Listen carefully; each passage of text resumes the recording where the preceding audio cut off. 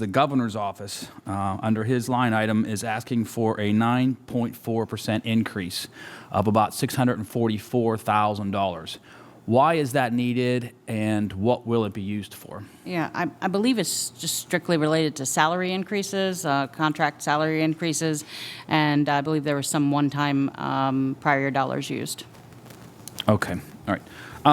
And now to this entire process, and I'm not going to use the term everyone else has been using, but I'll say it's more of a shell game, trying to put stuff out there, see where the money's going to pop up, and to me, you know, being only in my 15th month in office, it's very frustrating, and I understand why the taxpayers get frustrated as well.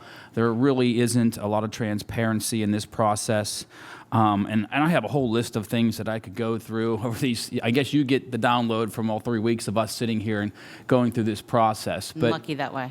yeah, I would say. But I mean, I do have to ask though, like all these different proposals, it makes you wonder, you know, what are we really serious about? You know, Representative Fritz mentioned broadband, a one-person office to solve all the problems of broadband in this state when that's such a serious issue for our rural communities. When I was speaking with FIA, you know, we have the PA Targeted Industries grant program that has an 89% placement rate, and yet we're underfunding that by $2 million. If we're serious about workforce and filling these job gaps, why wouldn't we just put that $2 million in? You have the state system and the state-related systems, you know, Penn State, Pitt.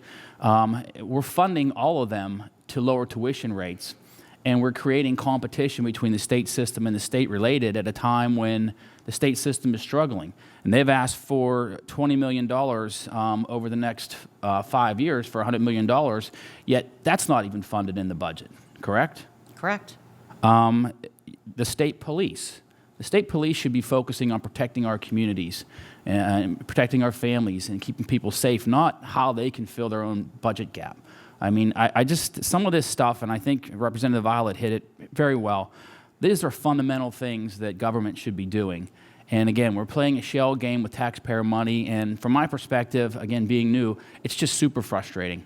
So I think from your perspective, and I get that I sense a level of frustration as well, but I hope moving forward in future years, and as we work through this budget and we put the money back in that needs to be there, that we can come to a better process to make this more transparent for the taxpayers and really more responsible to those that sent us here to do these jobs.